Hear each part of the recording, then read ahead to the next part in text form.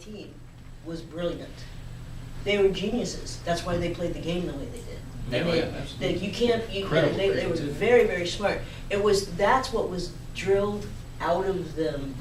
It was like, so in a sense, it's like we were cattle. I mean, we were really trying to breed that part of it out of us, except for on the basketball court. And that was the tragedy, because there were these people, these human beings that were super smart and had potential to do many things, and it was never actually nourished in them and supported. Just this one place was ever supported. Please, brother. Well, I was struck by agreeing with what you said. I had a whole class of the male basketball team like 2 semesters ago. Very smart. Professor Adams is a music professor. But the one thing I was curious about is, what do you think the endorsements? What role do you feel endorsements play in terms of silencing some of the black athletes from helping out in the communities and helping out in all aspects? The role of endorsements, and how many do we actually get them? Well, I think athletes have to make a choice. I would say that in 1992, for example, Michael Jordan made the wrong choice. He was at the height of his career popularity, and that was the year that the mayor of Charlotte, a black man named Harvey Gantt, ran against Jesse Helms, one of those notorious arch-conservative, many, including me, would say racist members of the United States Senate at the time. Segregation. And the polls were very close. And Michael Jordan's college coach, Dean Smith, came out and endorsed Harvey Gantt. And many felt that if Michael Jordan had endorsed Harvey Gantt, it could have pushed him over the top. Michael was Nike's #1 pitch man then, and basically stayed out of the race. Did not endorse, did not make any public comments other than to say, Republicans buy Nikes too. Yeah. So he kept his endorsement deal. He's now the Jumpman logo. Yeah. He's made a mint from Nike, but 21 years ago he had an opportunity, I believe, to elect an African-American United States Senator. Had he stepped forward and endorsed him, he chose not to do it. That was the choice he made. Brittany Griner, who we've been talking about, has made another choice. She has come out publicly.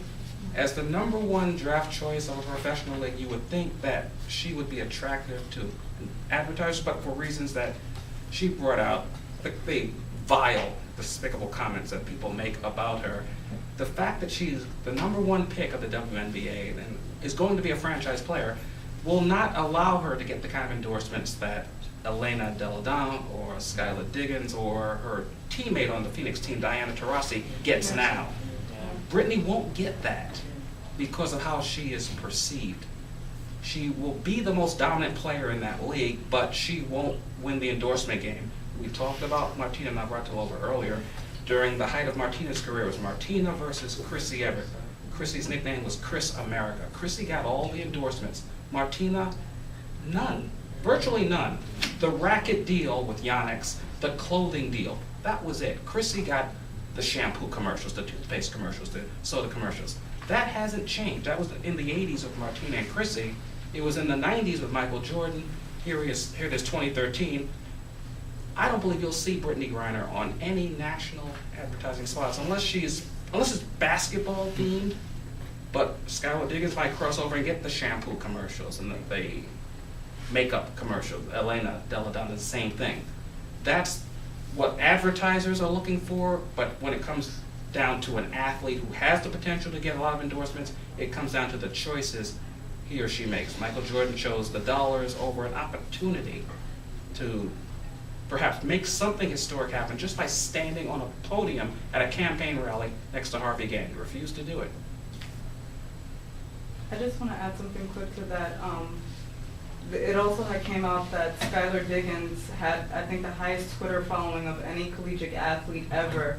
So you will see a lot of marketers tapping into that, as opposed to Brittany Griner, who is arguably the best player that we have ever seen so far in the game of women's basketball. she doesn't have that same accolades as well. So it will be interesting to see how that's going to play out. Yeah, I mean, at her size, Brittany will dominate the way the young Lou Alcindor dominated college basketball for UCLA. I still contend that Cheryl Miller was a better all-around player, but we'll never, talking about different eras, Brittany will dominate, but not on Madison Avenue, because they're not looking for her. Well, and this goes back to outside of sports. It goes back to age old. Like the further the body gets away from what the white male mainstream idea of what women should be is, then the fewer endorsements, the fewer attention, the more comments this person, And so when you look at endorsements in women's sports, that's what like the ones who are getting the endorsements are the ones that are like as close to that. That white ideal as possible, Yeah, I appreciate your question, Brother Adams, because it also causes us to just constantly remember that that whiteness still pays. And it's like the example of the women's tennis tours. Maria Sharapova is the largest endorsement earner in the world as a female athlete. And she has won 11 less Grand Slam tournaments than Serena Williams, I believe. If my numbers are right, Cece? 15 to 4. 15 to 4, right? Venus Williams has won 3 more than she has. They have both been ranked I guess Sharapova's been ranked number 1 a little longer than Venus, but then just from the standpoint of sort of standards of beauty, I mean, the way that Venus and Serena carry themselves, and I appreciate the writing you've done on my sisters, but just the way that the mother and father set them up to understand how to control, their situation. They're an extraordinary example.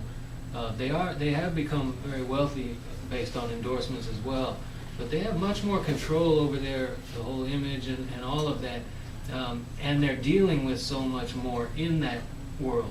I mean, all you have to do is look at any article on Serena Williams these days, and you'll just run down, and pretty soon you're going to see something about, she's a man, who even calling her beautiful. These are some of the most beautiful young women. And I mean, when Venus walks onto the court, it's just this aura of power that is so attractive, and I mean, so the way that, when Maria Sharapova, who has to be coached to get through her press conference, and maybe not anymore, but she used to, has a much higher earning capacity.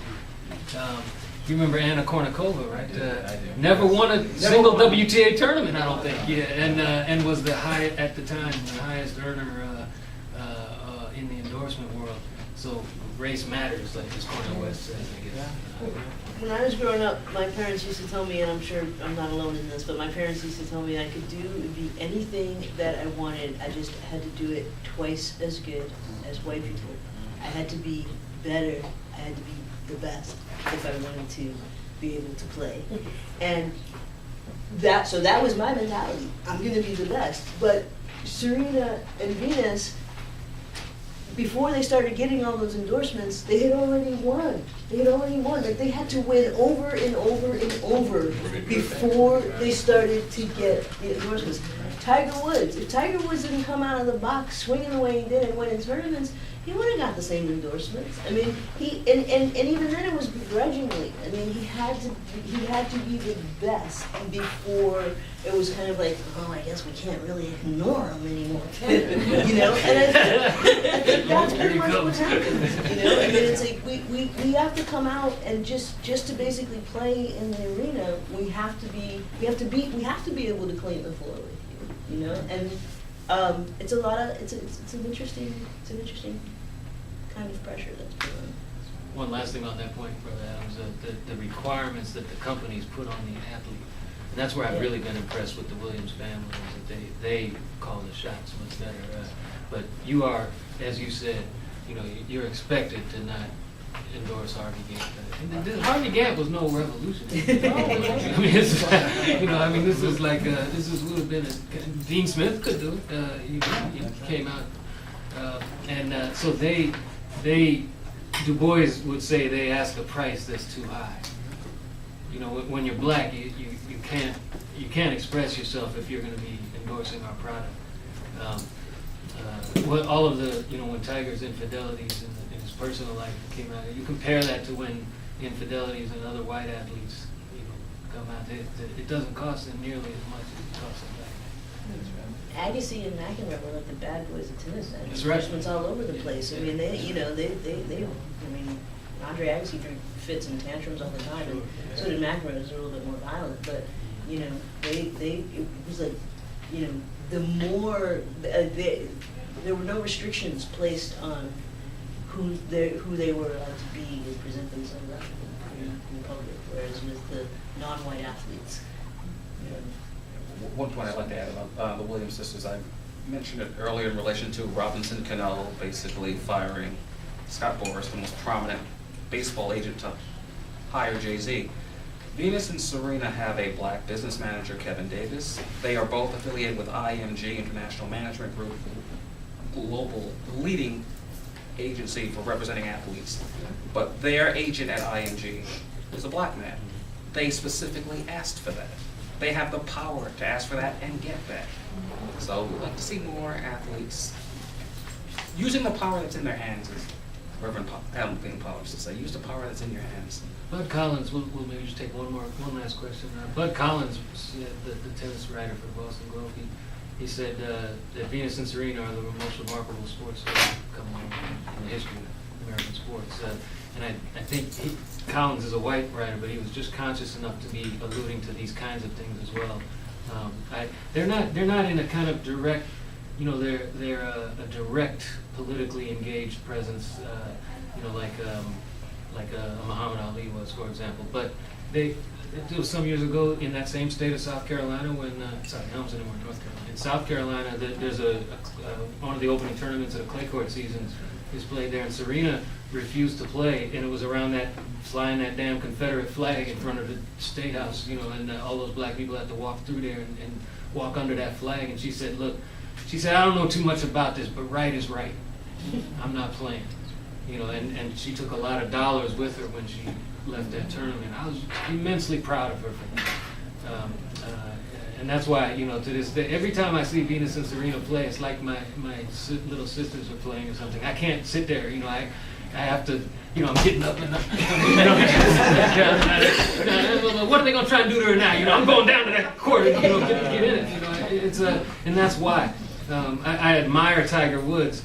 And I love watching him think his way around a Sunday on a golf course, but I don't have that connection to him. You know, that is, yeah, he doesn't inspire that. So maybe one last question, a question that somebody hasn't had a chance to ask yet. Did you have your hand up, brother? All right, then I think did you want to get one last one in, and then we're done? I can. If Please, it's okay. I'm sorry, because we left one last question, and then we're done. Okay. Much longer. I wanted to go back to the point of the idea of black athletes actually empowering things or doing things for example, the black movement, as we saw it back with this iconic photograph. I know a couple of months ago, Harry Belafonte had made a statement about, I think it was Harry Belafonte, about players such as the Michael Jordan and LeBron James not actually being, not to say at the forefront, but being more vocal about things. And I found it very poignant because we never really saw that. You have LeBron James and Dwayne Wade and Carmelo and all these guys who are very prominent players, yet when issues of discrimination comes about, they're very silent, except for that one photo that the Heat did for Trayvon Martin. So I guess I wanted to get your thoughts on that of, well, I guess not a question, but seeing how, for them, I see their points of view, like Michael Jordan had said, you know, Republicans buy Nike too, so they're thinking more economic-wise than, you know, back then as players were thinking more of, okay, I'm going to stand with my people. Muhammad Ali stood with his people, things like that. LeBron James, you know, he might honestly be thinking money-wise, I need my endorsement. So I guess I want to get your thoughts on that.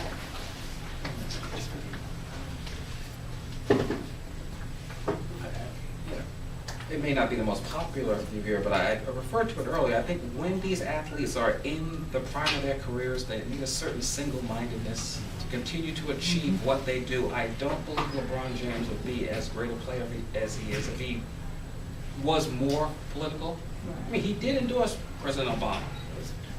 People say that's an easy thing to do, but athletes used to not do that. I mean,